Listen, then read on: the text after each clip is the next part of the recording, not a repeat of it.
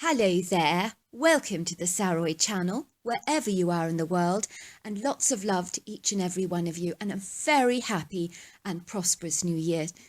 And before we get started with tonight's story, this is a very special story because it's a completely unusual account, and it comes from Zachary. Oh, and Zachary, thank you so very much for sending us your amazing account. And not only do we have Zachary's story, but we have another story that's so complementary to Zachary's story that I decided to put the two together.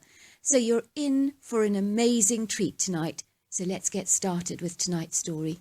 Dear Sarah and all your lovely listeners, my name is Zachary, and my extraordinary, strange, peculiar and mysterious story occurred in the summer of 2011, when I was about 21 years old at the time.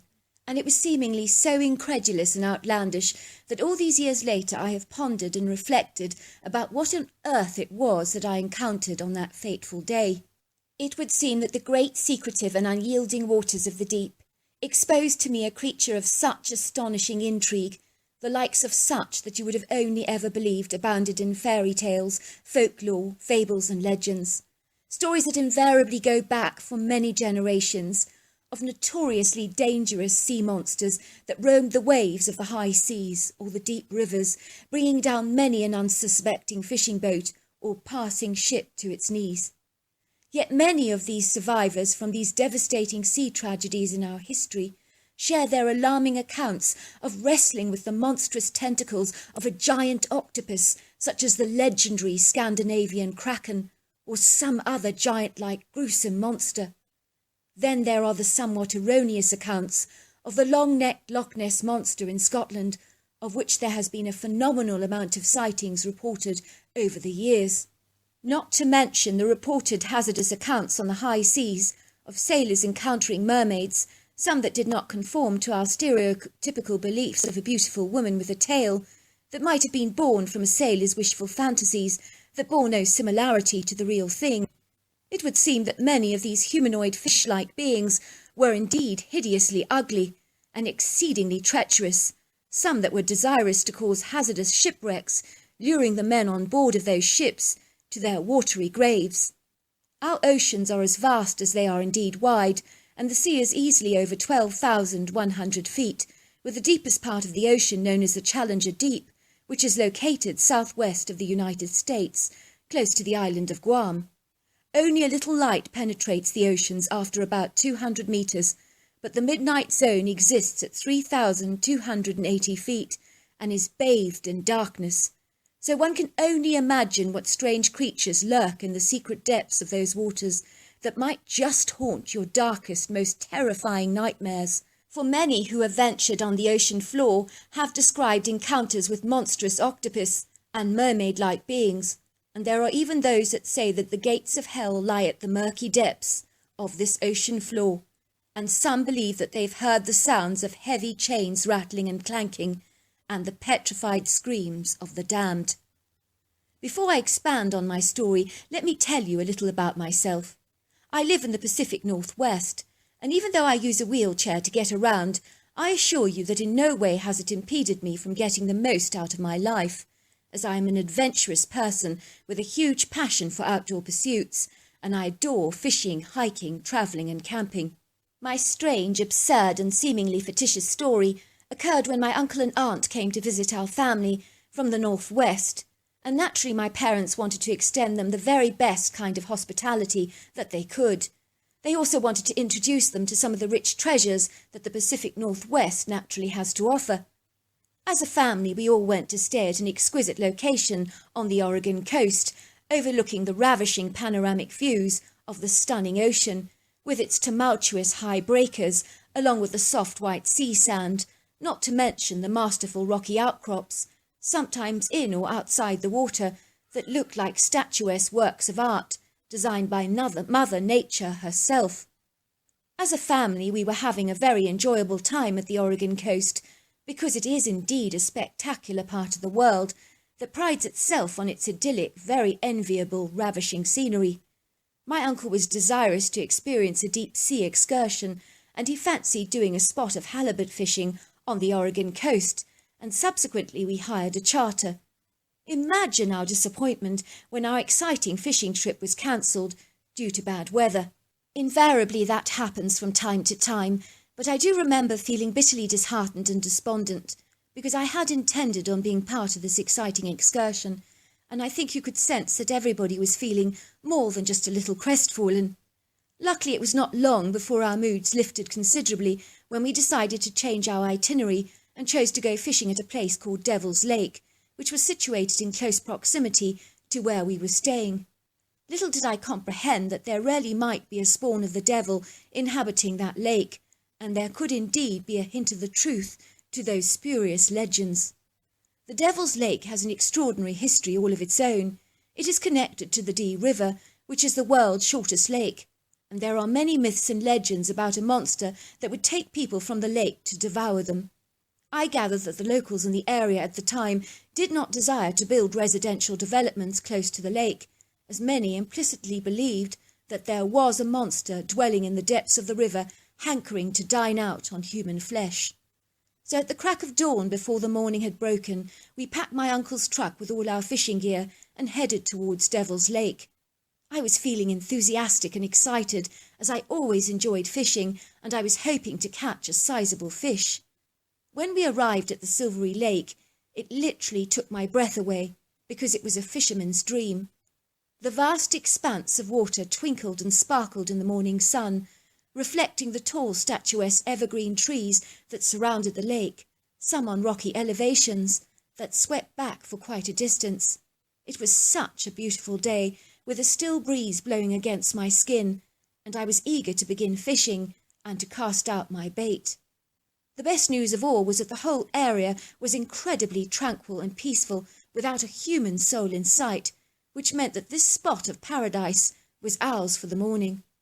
All we could hear was the beautiful bird song in the valley. I've always adored birds, but my greatest fascination are birds of prey, like hawks and ospreys, that are the most spectacular hunters of all. And I would always marvel how they could dive into the water with effortless, meticulous precision and fly off with an impressive catch grasped in their talons, while in contrast, I was lucky to catch even a small sardine-sized fish. I was secretly hoping to spot a bald eagle, because although sightings are incredibly rare, you're more likely to observe one near a freshwater lake like this one in Oregon, so I was very determined to keep my eyes pinned to the skies for a potential spotting of this majestic, gracious, winged monarch of the skies. We did find a rather precarious fishing spot, which was a dock that seemed to float above the water, that didn't have any guardrails, but needless to say we decided that this would indeed be an adequate spot for our fishing. Once my pole was baited and my line cast in the water, my dad and my uncle went back to the truck to retrieve some chairs to make the fishing session ahead of us much more comfortable, and to recover the cooler and other necessities that we would invariably need to enhance our enjoyment of this exciting expedition. So I was the one with a head start, and I was indeed hoping that for once I might just catch something big, and I felt perfectly content and secure being left alone on the fishing dock, while my dad scurried off with his brother to get organised. I knew that they were in shouting range, as if I turned around I would see them busying themselves at the car and gathering all our belongings together, while they chatted away happily, discussing their chances of catching a sizable fish, which was the very thought that we all had surfing the waves of our mind that morning. What I am now going to convey to you may have only lasted a few seconds, but as is the case with any life-threatening situations, those seconds seem to last a lifetime for the victim in question, as your life flashes before you in these life and death screenplays. This is common in all kinds of accidents, without exception, and in this scenario it was invariably no different for me. It all happened while I was briefly scanning the skies for a pair of soaring majestic wings, but before I even had a chance to study the blue firmament more closely, my wheelchair had been jerked forward so violently, doing a 180-degree turn, which caused me to be flung haphazardly out of my chair onto the deck. It took me a while to comprehend what had occurred, as it was all curiously bizarre. I was still struggling to ascertain what in the world had just transpired, and to make some kind of sense of it all. It was exceedingly unsettling for me, as something like this had never transpired before. It suddenly dawned on me in a lightning strike revelation that hit me hard like a thunderous bolt of electricity in the face, and that was that something or someone had intentionally attempted to drag my wheelchair into the water, but who or what it was, I could not even imagine. I can assure you that this was not a large fish, for if indeed that were the case, I would have been pulled straight in by my wheelchair, and this never happened. The next part of my story turns my blood icy cold and gives me goosebumps all over as I recall the horrendous events that unfolded before me, because it was so surreal you could have been forgiven for believing that this was a dream. Yet I assure you that this was not the case. Suddenly, to my horror, I felt a very firm pressure on my legs that felt like something was trying to grab hold of me, like a cold hand of some kind. I knew instinctively that whatever this thing was, its intentions were very nefarious towards me. I fought back as hard as I could, and there are no words to describe the terror I was feeling as my heart was pounding violently in my chest and my anxiety levels heightened as the creature pulled me backwards vigorously. With all the strength that I could muster, I crawled away, and once again I was yanked back by this creature with a determined force. I cried out in horror as tears of terror misted my eyes. With my hands I was eagerly looking for something to hold on to support my weight, but there was nothing on the dock that could have helped me in those vital seconds. In that poignant moment of time, there was no doubt in my mind that I was fighting for my life, and so I rolled on my back, and that was when I saw her. I will never forget those hauntingly sinister amber golden eyes with the inner rectangular pupil as long as I live. My eyes locked into hers, and she became incandescent with rage and hateful hostility that was so palpable I could physically sense her malevolent energy. This peculiar devilish creature was over 6 feet tall, with a mermaid-like tail covered in spiky barbs that was easily as large as her body, and she had very strong, powerful legs that ended in talons. Her whole body was a dull, mottled greenish-grey colour that seemed matched by the water of the lake, and it was covered with these spiky, tooth-like scales or barbs. The strange sea critter possessed strange, fresh, muscular appendages that moved like seaweed above her head, and she also possessed a feminine-like oval face.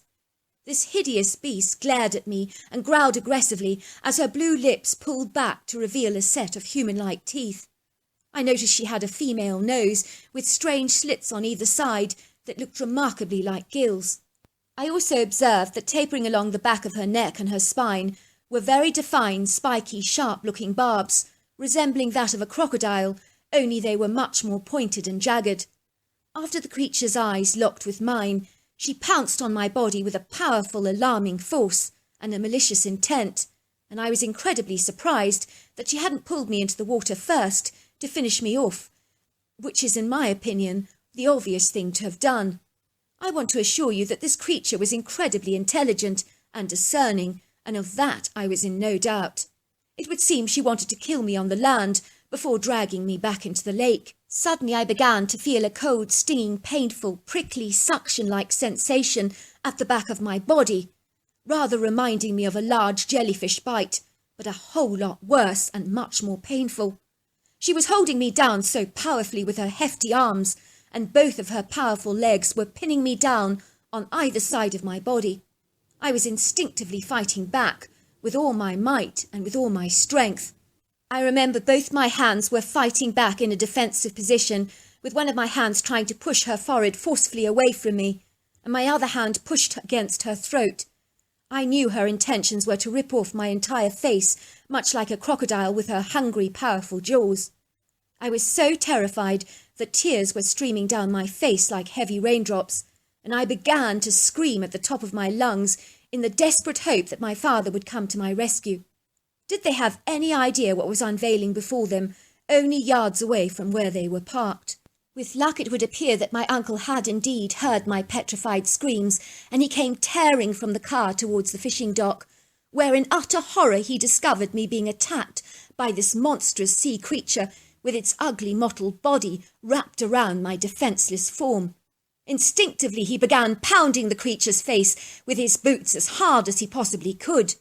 Moments later my father emerged, appalled by what he was seeing, and began striking and bludgeoning the creature forcefully with a fishing club, aiming his vital blows at the back of the critter's head and neck. I kid you not, that after the 5th strike the fishing club actually broke under the strain and exertion of hitting something seemingly with a robust, powerful resistance, as the skin on this creature was like a tough protective armour or hide, much like a crocodile, but much, much tougher. My dad noted that as he bashed this curious sea monster, he detected no bleeding or bruising, despite having lashed the creature with such a frenzied attack. I'm glad to inform you that the creature finally gave up the fight and loosened her grip from me rather reluctantly, as I think she'd seen me on my wheelchair and thought that I would be easy pickings. We watched the creature finally slide back into the water like a crocodile, and finally hitting it with a hefty thud, and then thankfully it was gone from our sight. "What the heck?" said my uncle in horror. "Tell me what in God's name was that hideous thing?" "I have no clue," said my dad, "but never in my life have I seen anything quite like this before. But right now our priority is to get my son to the hospital to be checked out for his injuries." We packed up the truck and headed towards the hospital. I was crying with relief and horror at the same time at what had transpired. Things could have ended up so differently for me, and I was so glad to be alive and indebted to both my uncle and dad for rescuing me on that day. At the hospital I was treated for multiple lacerations and nasty open cuts caused by the scale-like barbs of this creature, where it had pressed its weight against my body, tearing my skin with its scaly barbs. My father told the doctor that my injuries were caused by an attack from a mountain lion, and I'm glad to say that even if the doctor did not believe our claims, he never said a word. I mean, how can you say that a sea monster attacked you? Would anybody have believed us? Somehow I doubt it. A decade has indeed passed since that strange event that still leaves me pondering about what it was that tried to kill me that day. I think it had observed me on the wheelchair alone on the deck and thought I was a sitting duck and an easy meal waiting to be devoured. It possibly noticed me there all alone. I think and reflect on all the legends that abound about a monster in Devil's Lake, and I know without a doubt I encountered one that day, although what it was, I may never ever know. I was to discover that there is an Inuit legend of a creature called the Qualapalik from the Pacific Northwest that is a dangerous sea being that resembles a woman and dines out on human flesh. Could this creature of myth be real after all? And was this the creature that attacked me that day? I wish I knew the answer to that question. So there you are. That's my story. And now we come on to the next story after Zachary's. Dear Sarah and all your lovely listeners, I'm writing to tell you about a very strange experience I had on the Oregon coast in the summer of 2006, when I was 18 years old at the time, that had me pondering whether the legends of mermaids could indeed be real. But the creature that I observed that day was anything but beautiful, and they looked like creatures that had descended from the gates of hell itself, because there was nothing becoming or remotely attractive about these humanoid fish at all. My strange, curious story begins when we were doing a spot of deep-sea fishing in the Oregon coast, as we had booked a bareboat charter as a family. I live in Seattle, and every June we choose to vacation at the Oregon coast, as my Uncle William possesses a beautiful holiday home there, which he allows our extended family to use. It's one of those stunning houses situated on the Oregon coast, which overlooks the most panoramic and sensational views of the blue ocean.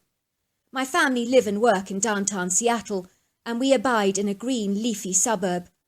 As a close-knit, fun-loving family, we love nothing better than escaping to the coast, and my family is passionate about deep-sea fishing, which is something we do regularly on our visits to my uncle's seaside retreat. My dad finds deep-sea fishing a huge stress reliever, as his job as a defence attorney in downtown Seattle can be very taxing and demanding. Over the years, my dad has caught some massive-looking fish. Some photographs of his monstrosities hang pride of place on his office wall, and he's always been complimented by many of his clients on his colossal fish trophies. I think he secretly enjoys the fuss that the photographs create, because it's interesting to note that he's not so keen to hang those same pictures at home, as the audience of admirers would be significantly less. So I guess you could say my dad is a bit of a big head and a show-off and rather conceited about his fishing prowess. So on this seemingly beautiful summer's day, when the weather forecast predicted excellent weather, we were eager to charter our ship, and my mother, father and my sister Pippa and my brother Philip and myself, of course, were keen to head out to sea. We were all hopeful to spot a school of bottlenose dolphins, porpoises or killer whales, as encounters with these intelligent, awesome creatures are always so memorable for us, and on occasions the dolphins have interacted on the boat with us by doing some marvellous water aerobics for us to enjoy. My father had invited a couple of work colleagues to join us on our trip, a man called Tiny, which was uncanny because he was easily over 6 foot tall and far from small, and another man called Tim. For a while everything ran smoothly on board our boat, and my mother and I assembled a delicious lunch below deck, while the men fished and drank beer, and everybody was in high spirits. My dad had caught 2 or 3 fish, but these ones were medium in size. But considering the other men had failed to catch anything, I could tell by the twinkle in my dad's eyes that he was having a good time, and was indeed in top form. Before long we enjoyed a delicious lunch of chicken in blue cheese sauce with tagliatelle and salad, which everybody heartily enjoyed, and was washed down with glasses of sparkling white wine, and if that wasn't enough, it was followed by a rather rich dessert of pears and red wine with cinnamon ice cream, all that was very delicious indeed. Suddenly, like a bolt out of the blue, the water became very choppy and the waves violently angry as they pounded furiously against our boat. It was almost like a switch was flicked on, and the sky suddenly took on a menacing dark colour, and we could hear the distinct ominous rumble of thunder and observe a jagged flash of lightning light up the sky like a firework. We knew that a freak storm was brewing which had never been anticipated, and that we needed to make our way safely back. I suddenly became violently nauseous, as the choppy waters was causing the food in my stomach to thrash around my body like a spin dryer on full cycle. I leaned over the edge of the boat to throw up the contents of my stomach. Suddenly I sensed these sinister-looking eyes upon me, and that was when I saw them. There were dozens of these humanoid mermaids in the water, surrounding our ship. I could hardly believe what I was seeing. I'd never seen anything like this before. They all looked feminine with long oval faces, but the spiny-looking skin on their bodies was a putrid mottled blue-green colour. They did have long dark human hair and bright yellow golden eyes.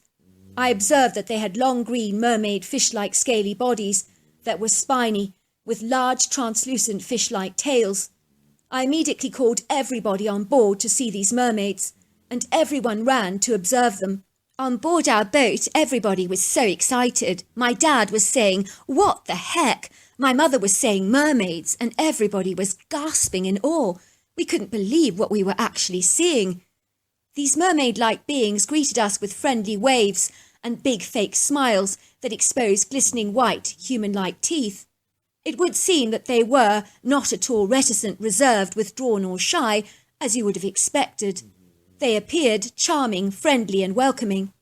Yet in my gut I sensed these hideous sea creatures were anything but decent, and that their intentions towards us were not honourable. In the middle of this insidious, perilous storm that was brewing, these critters kept indicating with their hands for us to join them in the water for a swim. Were they mad or what? I sensed immediately that their motives were nefarious, because the energy that they exuded was menacing. And why on earth did they want us in the water? My family believes they wanted to eat us, and we were in no doubt that that was the case. To my amazement, Tiny, the large 6-foot man, was trying to get off the boat into the water with these creatures. My father was pulling him back violently. "What the hell, Tiny?" my father blurted out. "What the heck are you planning to do? You don't want to get into the water with those hideously ugly creatures. You're asking for trouble, mate." "They're so beautiful," said Tiny. "They're beautiful." "Who's beautiful?" asked my dad. "The mermaids, of course," said Tiny. I couldn't believe that Tiny was describing these creatures as beautiful. Had he seen what we had observed? The hideously grotesque blue-green mermaids, with their spiny heads and long black tangled hair, were anything but attractive. I was to find out later that Tiny believed these mermaids were exquisitely stunning, with long flowing golden hair, fair skin and blue eyes. Let me assure you that this is not what we perceived. I believe that Tiny was being mind-controlled in some way by these extraordinary creatures, so that he saw them in a seductive, alluring light that was so bewitching, manipulative, like a ruse that somehow was projected in his mind, to get him to join them in the water. Maybe this is how sailors from the past were tempted by beautiful seductive mermaids out at sea in bygone times, because they appeared beautiful but were anything but, and then they were tricked into the water unsuspectingly to their deaths, like a moth to a spider's web. After the creatures realised we weren't going to get into the water with them, they hissed at us like snakes and curled back their lips to unleash the most horrifying wailing sound that I've ever heard before, that sounded like the roar of a mighty, terrifying wind. I was petrified. Finally the creatures swam away and left us alone. We had indeed seen their true colours. I'm glad to say that the storm finally did subside, and we returned to shore safely and quickly. And my father instructed us never ever to speak of what we had observed. He believed that we would be ridiculed and discredited, but I figured that in this anonymous forum I could tell my story to you and your listeners, of a strange experience that has forced me to conclude that some of those legends out there may indeed be true. I personally believe these mermaids reveal themselves in stormy weathers, and in the past it possibly was easier to capsize a boat, but nowadays boats are much sturdier, more robust and seaworthy, so these insidiously evil creatures use their seductive powers and charms to try and woo us to get us to go into the water. Even today, Tiny describes those ugly mermaids as the most exquisite woman he has ever yet seen, and he is adamant about that. So there you are. That's my story. I just want to thank you so very much, Zachary, for your extraordinary, extraordinary story. And I also want to thank you, Hannah, for yours as well. And although I got these stories at very different times, and Zachary is one of my subscribers, I have to tell you that I thought that they were so incredibly connected in some way, because they have a similarity about them in regards to what these creatures' intentions were.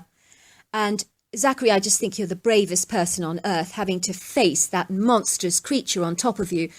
I don't imagine what you could have gone through. It must have been terrifying. And it clearly seems to me that Hannah, that the creature that were trying to get you to go into the water with them, really also had very nefarious intentions towards you and were intending to eat you. So I really believe that there are some incredibly dangerous creatures out there that we have no idea are living within our midst. And so thank you so very much for sharing those extraordinary stories, because that is what the Saroy channel is all about. It's about strange and unusual encounters that I want to share with everybody. So until next time, goodbye and good night.